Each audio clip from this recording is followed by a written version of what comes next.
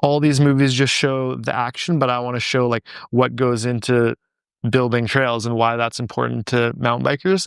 But if you're scrolling on your phone, then an iPhone clip is really cool. Like you see what Brage or Cade or like some of those guys post and you're like, wow, this is insane.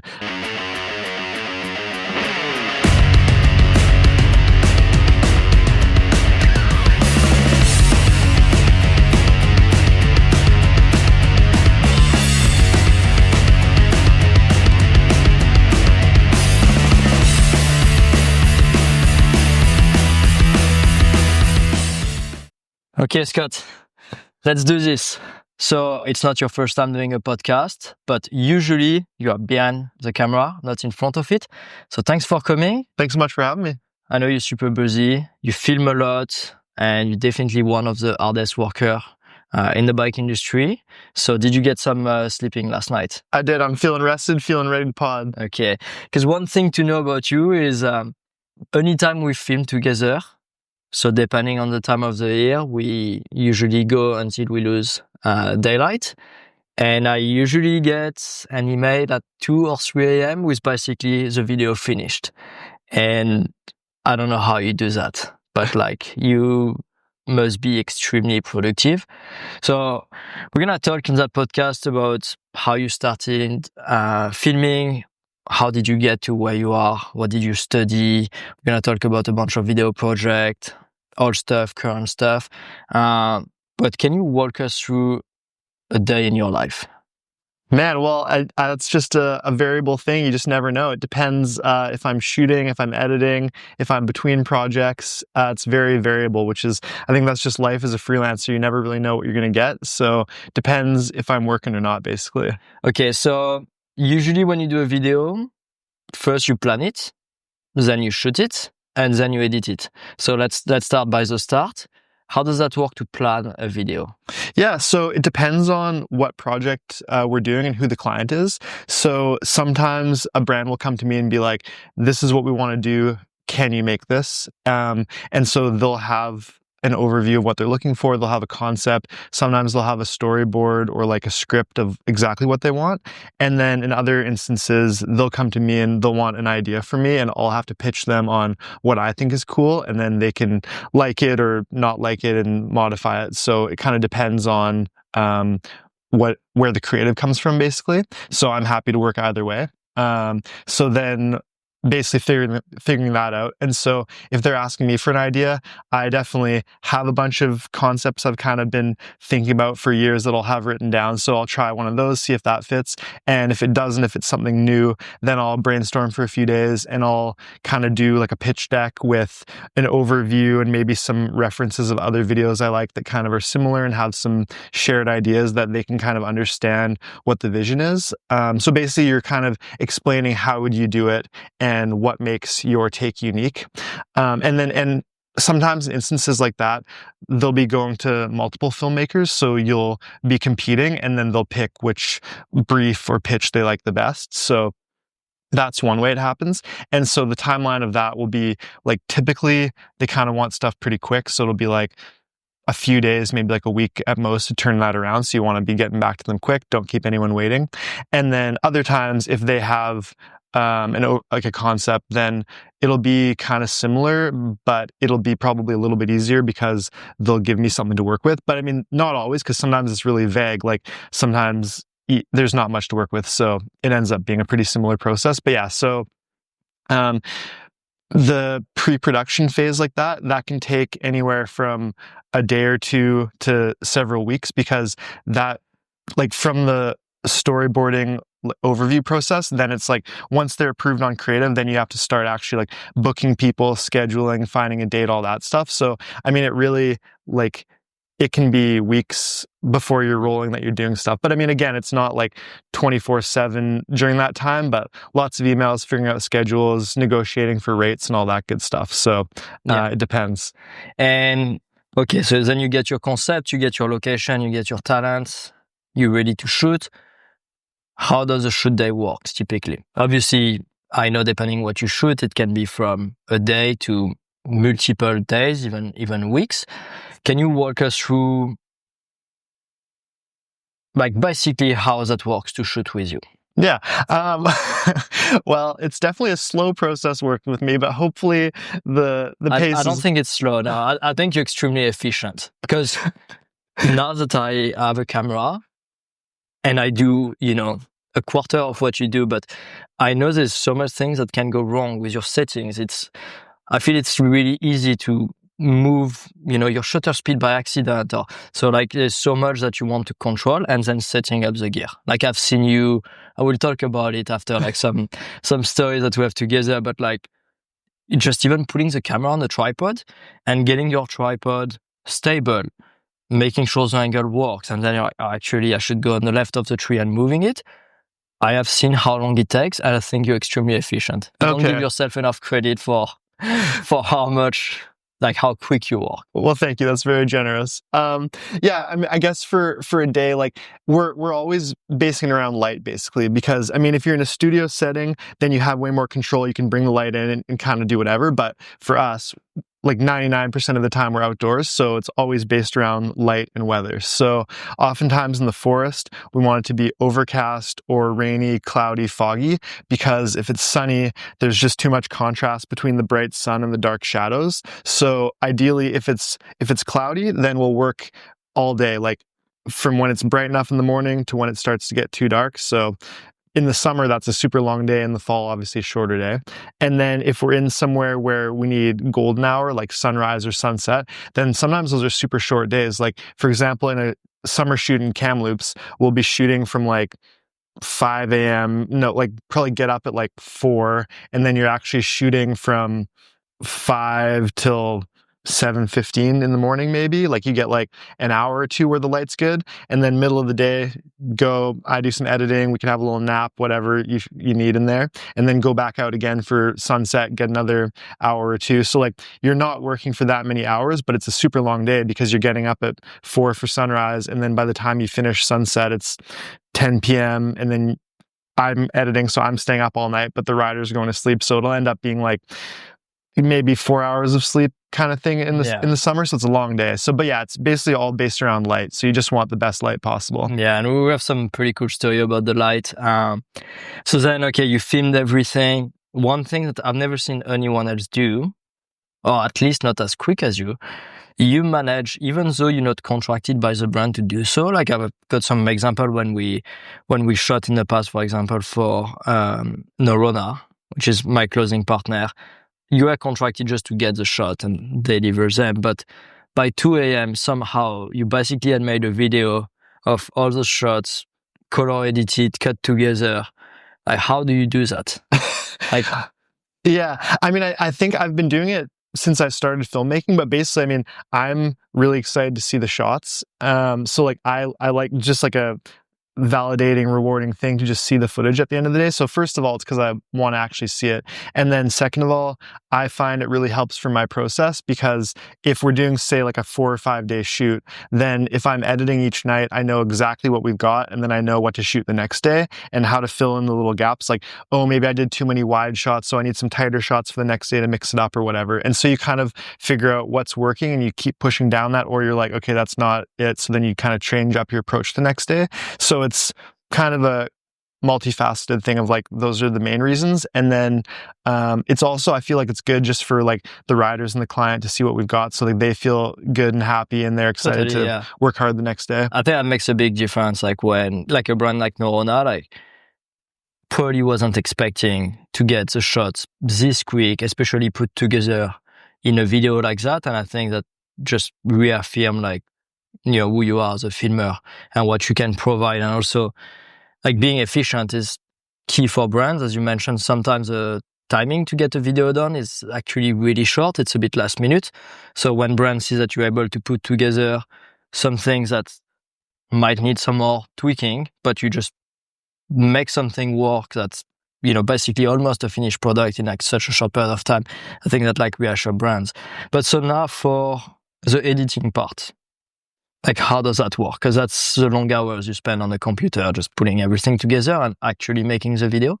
So how do you edit? For sure. So yeah, as Remy was mentioning, each night I'll kind of edit the daily footage. So at the end of the shoot, I'll have like a kind of like a, not a finished edit, but I'll have like a little edit of each day. So I'll basically use all those and then I'll kind of combine them, and that'll be like the body of the video. And then it'll just be a bunch of iterations and tweaking. Like I'll use that. I'll go back through everything we shot a billion times, pull some stuff I didn't use in those little edits and kind of play around with it. And I mean, the editing process is definitely the long, slow, kind of beating your head against the wall kind of thing where you're just trying stuff over and over. Like, is this good? Shave a couple frames off here. And it's just a bunch of iterating and trying stuff and failing and trying it again. And so, I mean, it depends on the project. Like some stuff is just a quick turnaround. You're kind of not like banging it out, but it's just a quick delivery. And then some stuff I'm working on for weeks, and it's just like an all-consuming thing where you're just staring at the computer day after day, hoping to make it work how you want. Yeah, like obviously if you have music to, if you add music to the edit and you want to match it, you have to find the music, you have to get the rights for it, all that good stuff that takes a lot of time. And obviously then you submit it to the brands. Usually brands give you feedback fairly shortly, but does that mean that you have to re-edit stuff after? Like how does that work? Yeah, I mean, it depends on the video and on the brand. Like, I mean, sometimes, like, hopefully everyone knows what we're making and I'm not super far off the first time. But I mean, like sometimes they won't like the music. So it'll be like, okay, I find a new song, re-edit it to that song, and that's all good. That's part of the process. And then sometimes they'll be like, okay, there's not enough product shots, or this shot we don't like, or whatever. So it's a really collaborative process. Like I try and deliver what I think is the best version that I can do as soon as I can. And then we go from there. So sometimes they'll just accept what I hand in and they're stoked, and sometimes they'll have changes. So it depends on what it is. And so how did you get in touch with all these brands? Like, because I think we are in a pretty similar position where essentially we sell a service, you make video, yeah, I ride, and obviously like make the content as well. And I feel like myself, I have to be proactive to sell myself to brands and explain them why it's a good idea to work with me. Do you have that same approach, or do brands come to you, or is it a bit of both? Yeah, it's a bit of both. I've been super lucky that I've been working in the mountain bike field for over 10 years now. And so I would say I'm fairly well established as a mountain bike filmmaker. Like I'd love to do stuff outside of mountain biking, but I definitely have like a big portfolio of pieces. So I'm lucky that I feel like I have a lot of connections. So people do reach out to me, which is really nice. And I've worked with so many brands and so many riders that they kind of know what they're getting. So if they want my work, then they know who to come to, which is nice. And then, yeah, like I will also have projects that I really want to make. So I'll try pitching those sometimes, and hopefully brands will want to do them, but obviously not always. So it's both for sure. Yeah, that's a good point. And yeah, as you mentioned, like in like how we work together often, I'll have a brand, let's say Propane, we've done a project for them, asking me if I can put together a video. And I'm like, okay, sounds good. They often require me to provide a couple of examples of filmer I can work with. So first thing in my case would be, okay, what's the timing? It's a bike launch. The video has to come out by, let's say May 23rd. So obviously that's going to narrow down who's available. If you're on a trip somewhere or fully busy, obviously it's not going to work, but typically provide the brand with like, okay, I've got 3 options. Scott, this other 2 filmers, this is what Scott's been doing in the past, what those filmers have been doing in the past, and this is their rate. And then usually the brand, look at the option and obviously make a pick depending on the rate, but also the style of filming. Everyone's different style, and so some stuff is more suitable for other. Talking about rate, how do you have a set rate, or do you adapt your rate depending on the project? Yeah, I mean, I have a like a goal rate, but it is adaptable in projects. Like I'll typically charge about $2,000 a day for shooting, and that sounds high. Like obviously that's like crazy. That's more than a lawyer or whatever. But it's based on a few factors. Like basically, the equipment I use is valued at about $100,000. So it's like if you were going to rent all that stuff, you'd be paying $800, $1,000 just to rent the equipment Just I'm for a using day. for a day. And you have to also learn how to use Exactly. it. Like, you can be a great filmer if you've never shot on a certain brand. So there's a time where it's going to take you a bit of time to get up to speed, whereas you do it every day. So 100%. So yeah, so you're paying for the experience. Like I've shot enough that like I think I can guarantee that you're going to get like hopefully a pretty professional polished product if you hire me. And then, yeah, so you're paying for the equipment and the expertise. But obviously it is negotiable. Like if I'm directing and shooting, that's my rate. But if I'm like a second filmer that someone else hires, then I'll work for cheaper than that sometimes. And then oftentimes I'll be kind of like producing, directing, shooting, and editing. Like I'll be doing everything. And so in that case, oftentimes the brand will just give me kind of a lump sum and then I'll spend it on whatever I see fit and then keep what's left over. So it's pretty variable. And I mean, sometimes stuff takes way longer than I budget for. So I'm making with way less money, but I try and be like a reasonable business person. But again, it is negotiable. And sometimes like it's a smaller brand and you got to be a little bit flexible because at the end of the day, I'd rather be working than on my couch. yeah, no, totally. And I assume, yeah, as you mentioned, depending how badly you want to the project, how exciting it is for you. Is it like, you're going to shoot an absolutely epic trail with like a top-notch rider and it's going to be something you've really excited about because you're going to get something that's going to value your work and it's going to be great for your portfolio? Or is it a more like commercial project where you're not really going to get much out of it on a personal and professional level other than the payment? So yeah, I assume you like manage those rates differently depending on what it is. So like earlier we're talking about lights. I'd like to go back on that because I have a pretty funny story. So Scott and I think that was probably either our first or second video ever together for one-up components. I don't know if you remember this one in Coast Gravity Park on the Sunshine Coast. So we essentially were planning for a one-day shoot. And Sam from OneUp, which was one of the owner and the marketing director, came with us. We shot an entire day. And not only we were battling like bad light because it was really sunny, so therefore that was like pretty spotty, but also you carried a ton of equipment. Typical gimbal and stuff, but do you remember what else you carried? Yeah, I had a ladder. And not a small ladder, like an absolutely, what is it? Like how big was that ladder? Yeah, probably like a 10-foot ladder. No, I think it was more than more. this. Yeah, I think it was like a double ladder, so pretty close to 20-feet ladder. Yeah. And we carried that. Well, you carried that all around the place.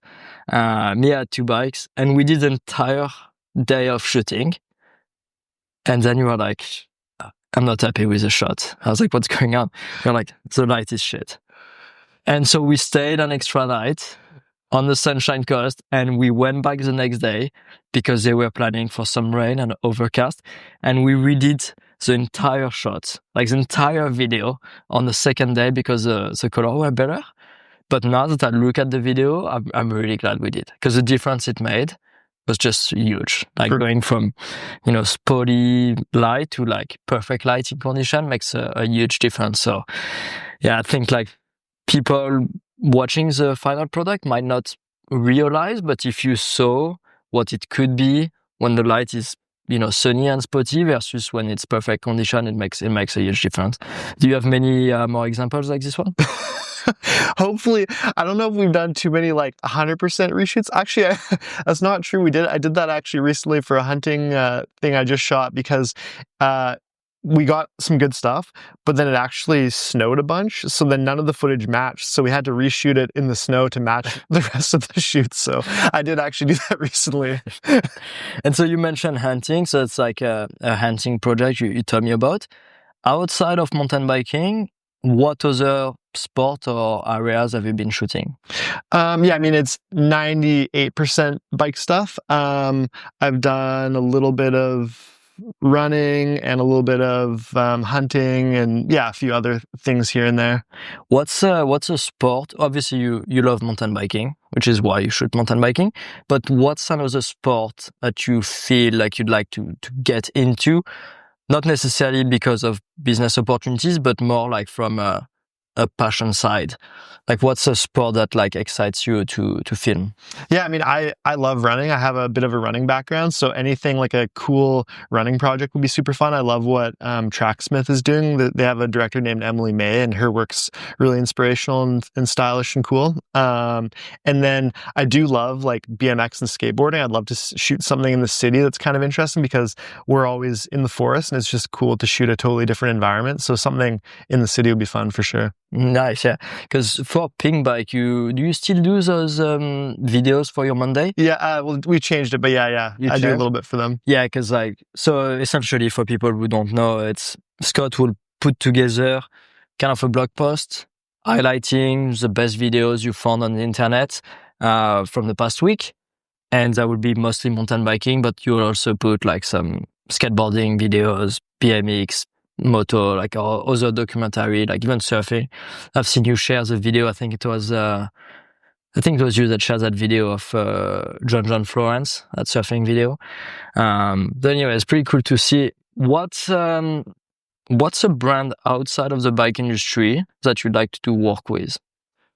I mean, there's so many. Like a brand that you think does epic videos, like epic commercials that you'd like to essentially work with at some point. Yeah, I really love like Yeti coolers. They do the Yeti Presents series, and those are just amazing documentaries. So any of the Yeti stuff's really cool, and lots of the big outdoor brands like North Face would be really cool to work with. The Patagonia, like I've done a little bit of shooting for them, but I really like. Oh yeah, with Betty behind, right? Yeah, which was super fun. North Shore Betty. Yeah, North Shore Betty. Yeah. So yeah, like any of the big brands are cool. Awesome.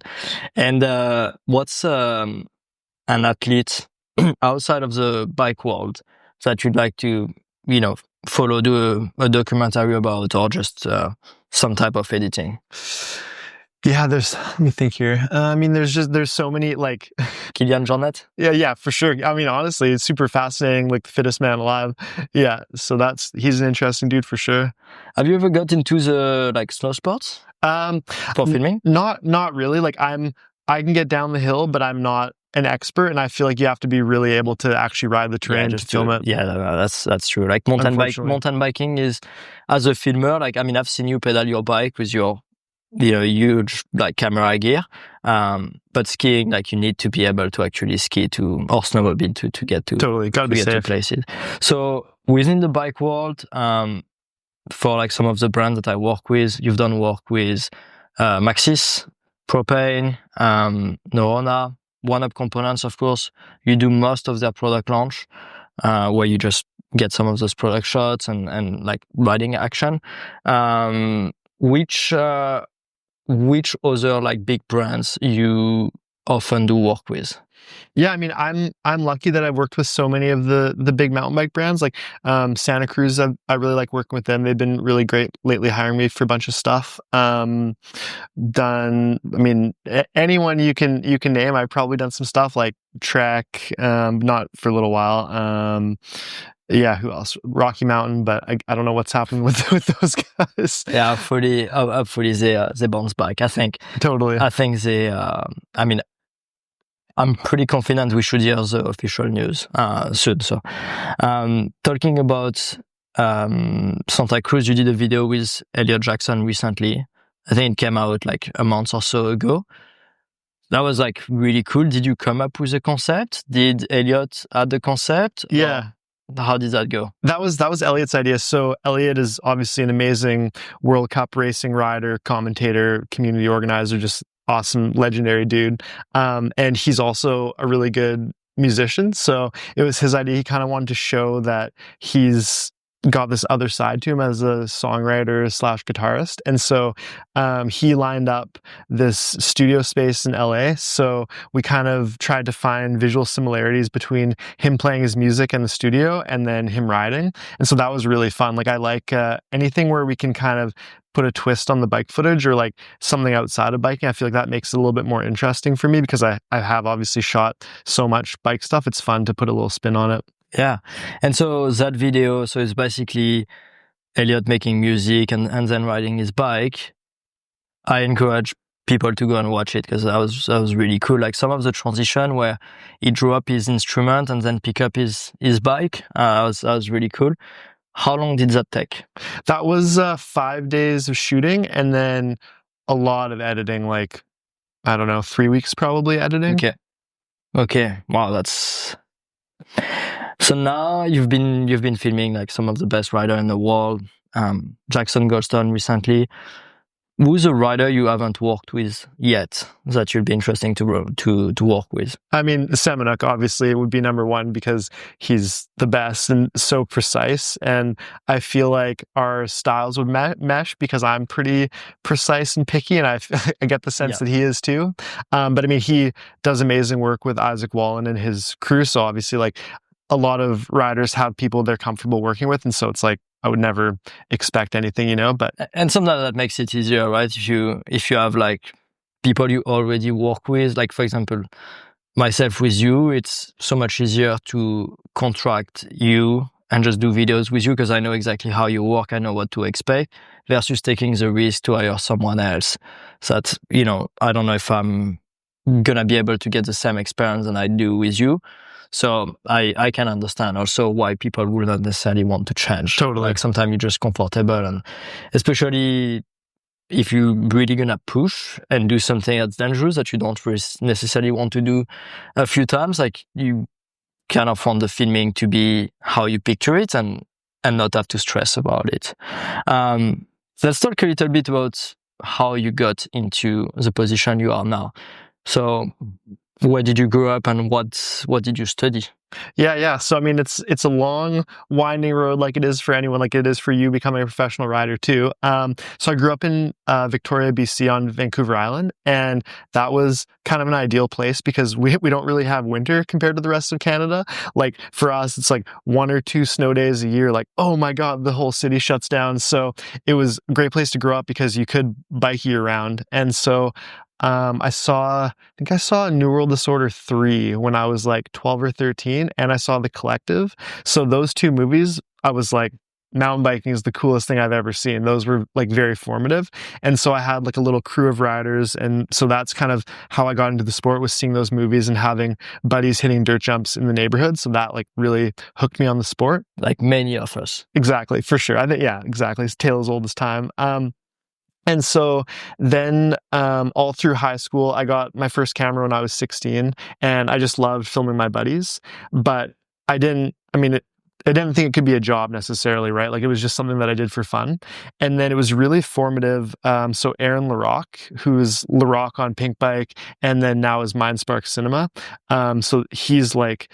was just kind of the legend of Pink Bike at the time, because Pink Bike introduced video of the day in 2007 or something like that. Okay. And this guy, LaRock, he got video of the day all the time, and his videos were just so inspirational. So he moved to Victoria and started filming, and I was a huge fan of his work through Pink Bike. So I would basically go and kind of like be his assistant. Like I would build jumps for him to film. I would like help carry his equipment. I would basically just be like a little stoked 16-year-old kind of following him around, trying to help out how I can.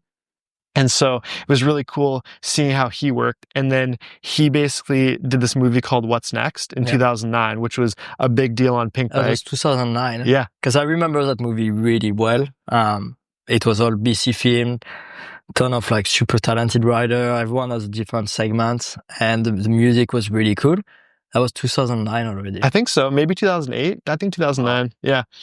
So anyways, so that was like seeing that. And then basically he went from working at Safeway to being a professional filmmaker. So like it was someone I knew that was actually doing this. And I was like, okay, well, if he can do it, why can't I, So that was really inspiring seeing him do that. And so during this time, then I graduated high school in, when was that, 2009 or 2010? 2010, I think.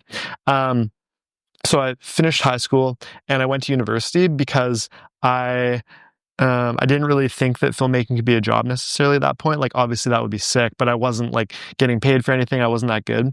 And so I kept filming all through high school, and through through knowing LaRock, he introduced me to the guys at Pink Bike. So I did a little bit of work for them. I started doing this Movies for Your Monday article, and they were actually nice enough to have me out. It was my summer job working at Pink Bike. So I moved to Chilliwack at their old office. And I didn't know that you actually moved there. Oh yeah, I lived in Chilliwack for a summer, hanging out with Tyler Main and Mike Levy and Carl Burkat, all the boys.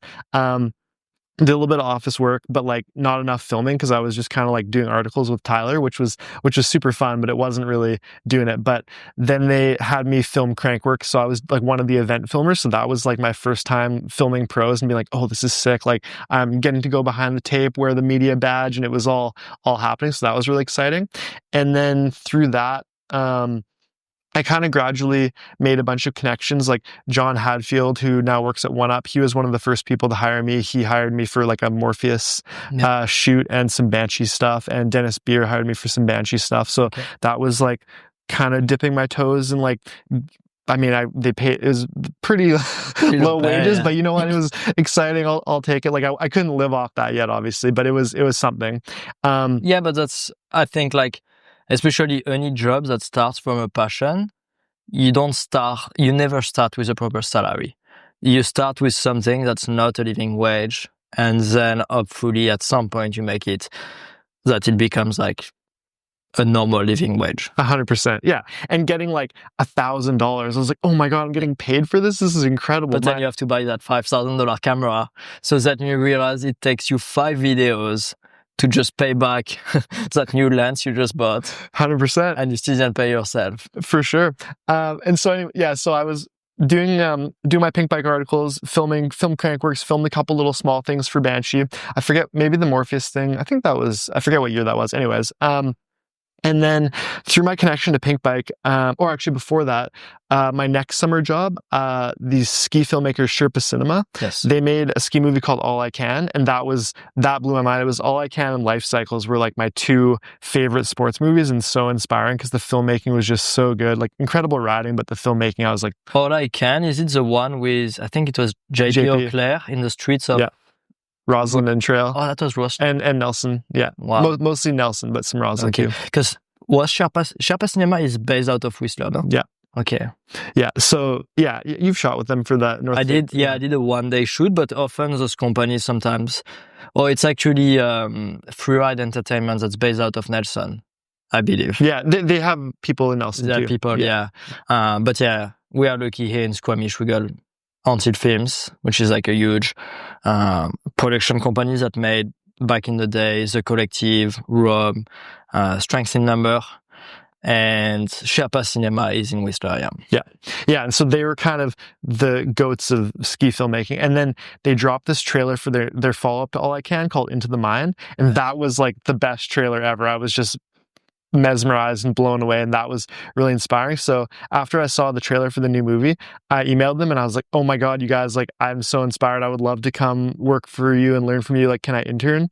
And so they said yes, which was amazing. And so then I spent the next summer at the Whistler office helping out Into the Mind, and I was so green. I think I was 22 maybe, and not a very good filmmaker at that point. Like, they let me try and like edit a couple things, and they were like, no. So they didn't use any of my editing work, but Which is not to believe now, because I've seen what you do.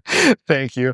Well, yeah, but it wasn't at that point yet. I mean, I had another 10 years plus since then, so that helps. But they were doing some bike stuff for Kona at the time, so I actually got to shoot a couple things for Kona through Sherpa, so that was really nice. Like, it's my first time using a red camera, so I was like, oh my God, this is so fancy and cool.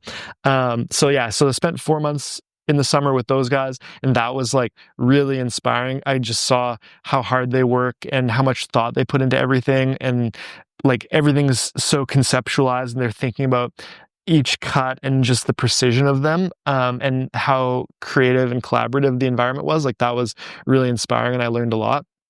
So I went back to school, and at this point I'm like, oh my God, this is so boring. I just want to be filming. Like, what were you doing at school, by the way? I have a writing degree. Okay. So I was studying writing because UVic doesn't have a film program. Okay. So there was some film courses that I took, but they don't have like a film degree, unfortunately. So. And was it purposely to be able to use that towards film production and all that stuff? I mean, not really. Like, I thought it could be useful for marketing or something. Like, I thought I'd have to get a real job. Yeah. So I was like, I'll just finish this degree and I'll be ready for the workforce, you know? So went back to school, just beating my head against my desk, just like, this is horrible, but I can do it. And then I'd mentioned to Pink Bike that I would love to do a full length, like a full 45-minute bike movie. Like, that was my career goal, because I was 23 and I grew up seeing The Collective and Seasons and Life Cycles and all these movies, and that was where it was at.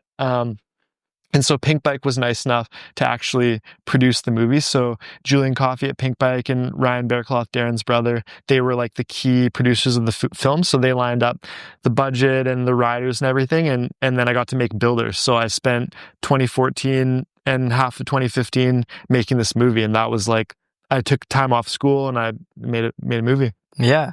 So what was the story behind Builder? Obviously I've seen it, but for people who haven't. Yeah. So the concept was basically, it was Ryan, I think it was Ryan's idea, and he was basically like, all these movies just show the action, but I want to show like what goes into building trails and why that's important to mountain bikers. And to be honest, like, looking at it now, I wasn't a very good storyteller, and basically it's just a shred movie with like 30 seconds of them talking about their stunts before, which is, I don't know if I really nailed the brief, but I mean, it was the best thing that I could do at the time. And so, yeah, basically it'll be all these pro riders talking about their stunts and their trails, and then you see them riding. You see them riding. Yeah. Did you feel like that brought you like some good opportunities afterward once the movie, because the movie was super well received, I remember.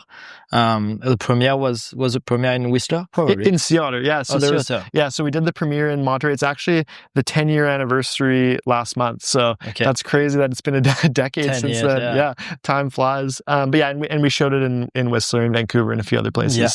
But yeah. So do you feel like you got from like going from, doing like some short edits for a few brands here and there at Pink Bike to making like a fully like well-produced movie that's 45 minutes long, which is like the average length for a mountain bike movie? Like, do you think that brought you like good opportunities for afterwards? Like, did you see like a spike in interest after that? For sure. I mean, that was kind of the thing that showed me that I could do this for a living. Like, it was my first time. I'd worked with a couple pro riders before, but that was like some big names like Darren Bearcloth, Aaron Chase, James Dorfling, like all these guys that were like, they were top pros, like some Red Bull athletes, guys that had been in all the big movies. So like, showing that I was competent and could work with them, that was huge. So I think once that was done, it was like, okay, like, I'm good enough and experienced enough that I can do this for a living, which was huge. And just having the confidence that it was possible. Wow. Yeah, that's impressive. After Builder, so what happens? So then I went back to school because I had another year to finish. So that was so hard because I finished this movie. I was on this big high and I was like, okay, the work's going to roll in. It's all going to be there. But then I just had to go back to school and finish my degree. And so I had a few little projects here and there. So I would like go on weekends and film some stuff and then go back to school. And yeah, that was kind of like the start of it, really. Okay. And so then obviously you kept on going until now, where now you probably more busy than not, like you always like filming and doing some good projects.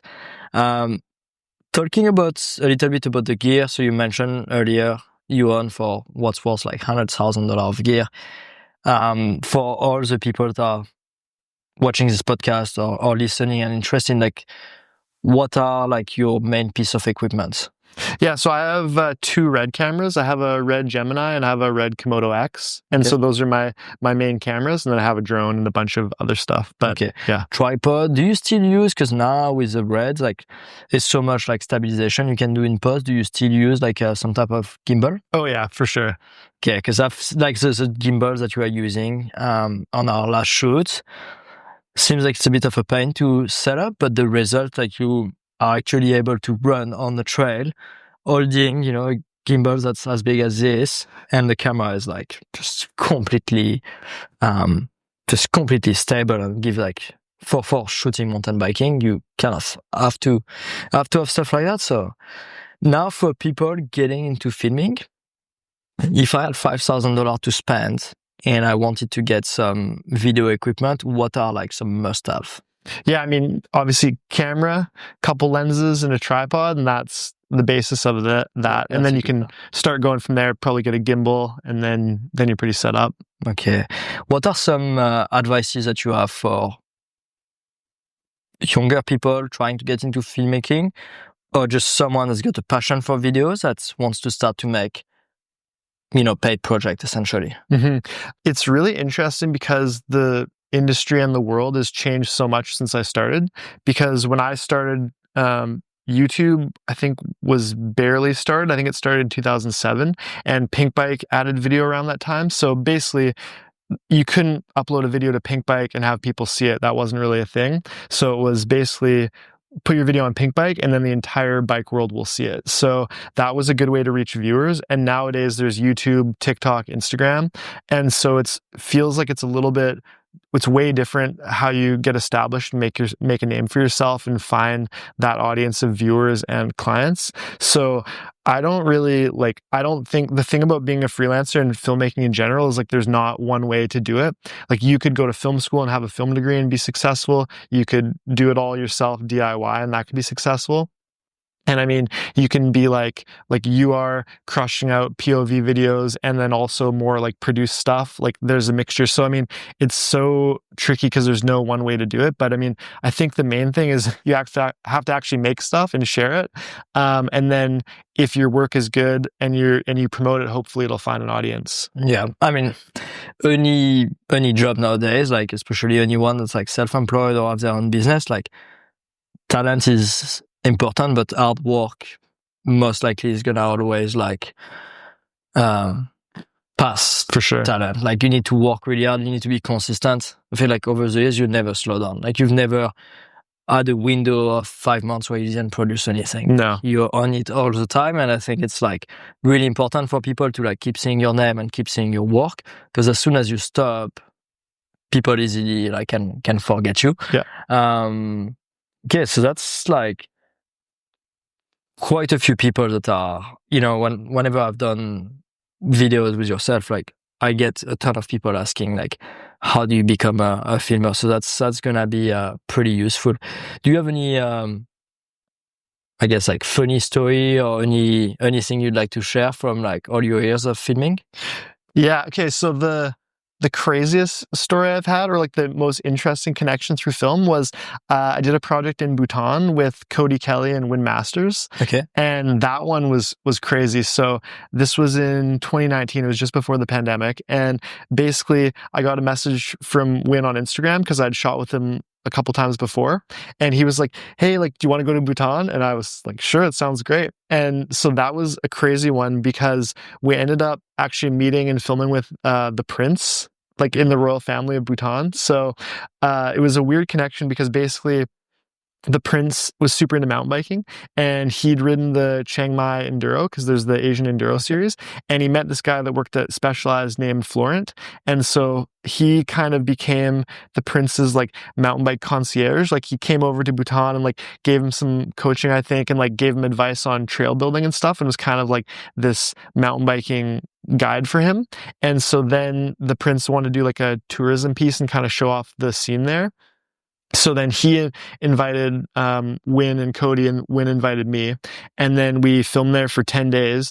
The prince and all like his crew came with us. So it was probably, I don't know, eight of his friends. And it felt like the entire Bhutanese mountain bike community. I don't know if it actually is, but so they all came with us. And so they were riding with us. And it was crazy because we had like, the people had to pull over for our motorcade we were driving through. Like it was crazy. So, but he, I mean, it was super low key. Like he was wearing a hat and glasses in public so he wouldn't get like recognized. Like it'd be like hanging out with the prime minister here where people recognize him and it's like a full on celebrity sighting. And so, but yeah, like he showed us around, he gave us incredible access. Like I was allowed to film in temples that you're not allowed to bring a camera in normally. And he was like, that's all good. Don't even worry. So we got really cool access. And then the other funny thing was he had security with him, obviously. Like we had a couple soldiers, just don't want any kidnapping or anything. And so one of the days Cody actually crashed, and then one of the soldiers, who's the bodyguard, stitched Cody up on the side of the trail. So we gave him like 10 stitches on the side of the trail. And then we kept filming. So that was just a crazy experience that I wouldn't expect mountain biking to lead to. Yeah, that's awesome. Do you sometimes find it like, so you mentioning like, obviously like on a temple, not supposed to bring a camera, but more like, I guess locally, well, not necessarily locally, but other places where you've been, do you find it difficult sometimes to navigate all the red tape? Like, have you had projects that got cancelled a bit last minute because you couldn't get an authorization or something of that sort? Yeah, I mean, like it's not too bad. The mountain bike world is pretty small, and like we're kind of relying on a lot of public land access normally. So I mean, if we had to do everything commercial style where it is all permitted, that would probably change things a lot. So we're lucky that it's kind of a gray area. So it hasn't been too bad. Yeah, I had an experience a few days ago. I got like a tiny drone. It's like this big. It's like a Mini 4 Pro, DJI Mini 4 Pro. And I was at the ferry in Powell River, where there was like absolutely no one. I think there was maybe, by the time I pulled out the drone, like there was like 5 or 6 cars.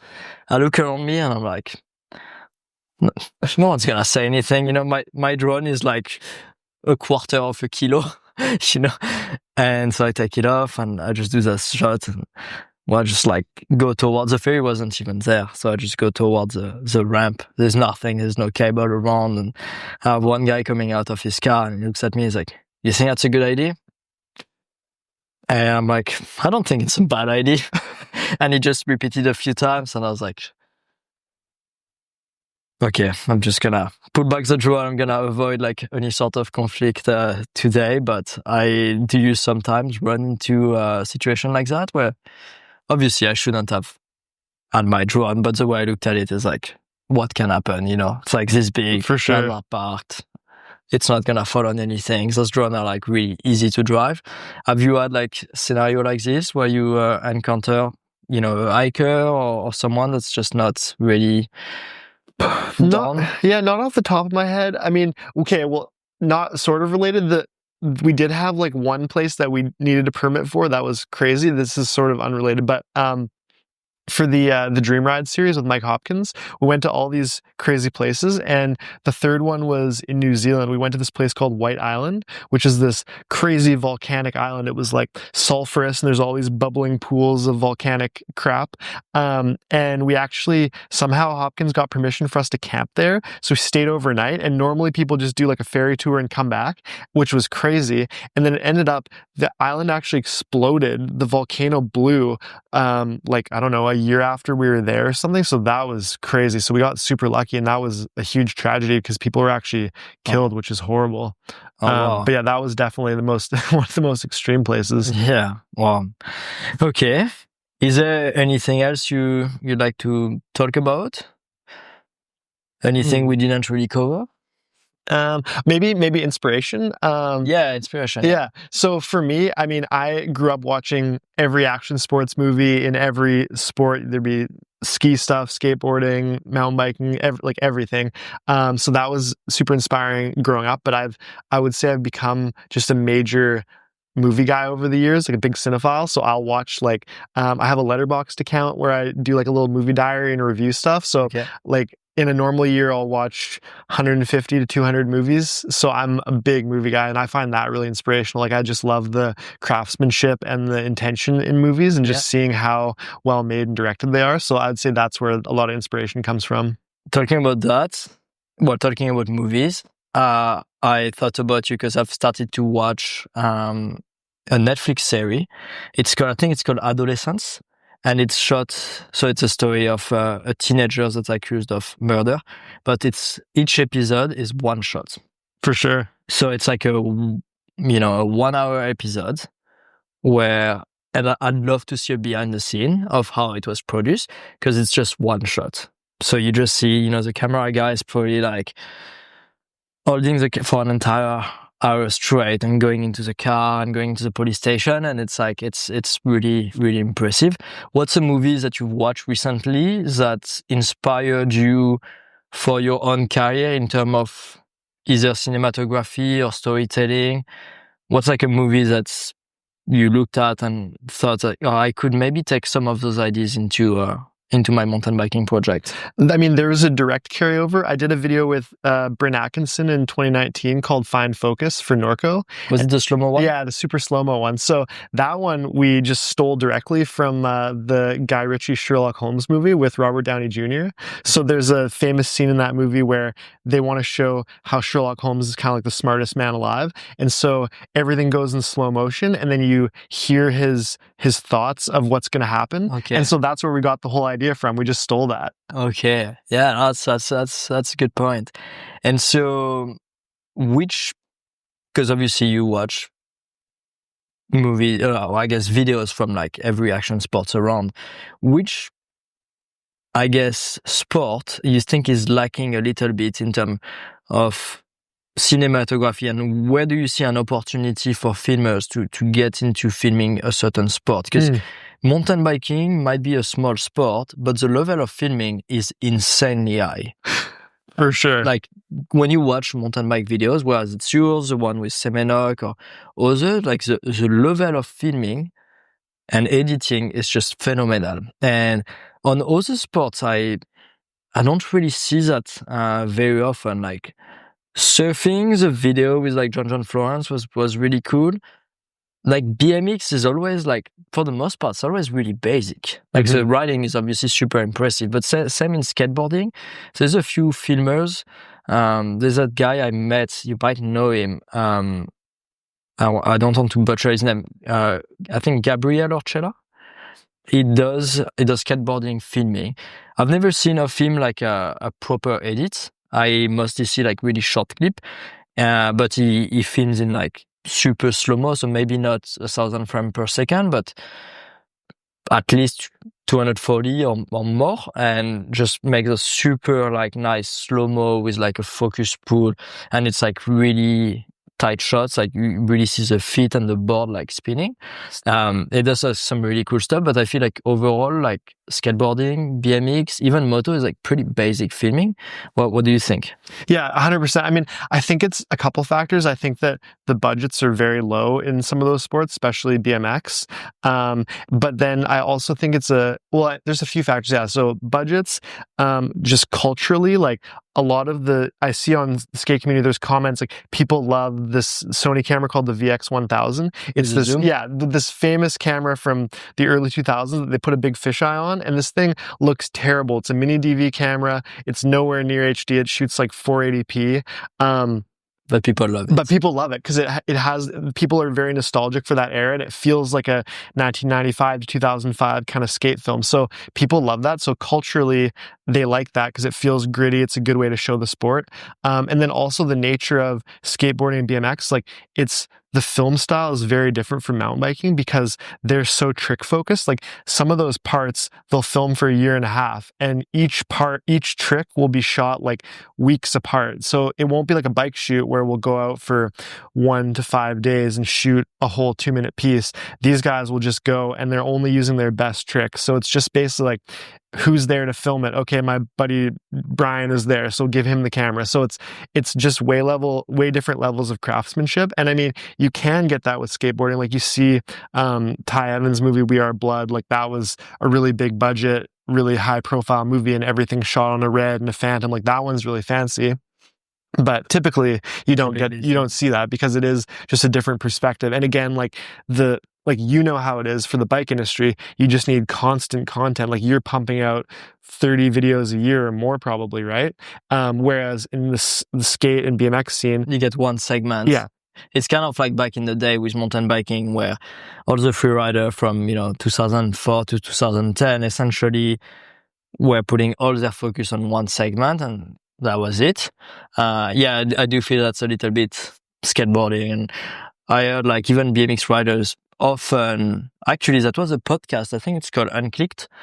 I believe it was Dennis and Arson podcast chatting about Brad Sims and how his popularity outside of the BMX world like exploded around COVID is because most BMX riders at the time were filming clips all year, not showing anything and packing everything for that one banger edit.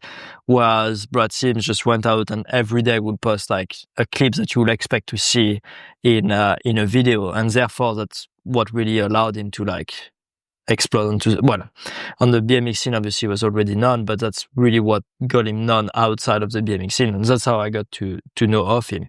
Because before like BMX, like I watch here and there videos that's, shared by many people because obviously bikes got two wheels and I've done a little bit of BMX. So I'm interested, but I don't follow the core scene like some people do.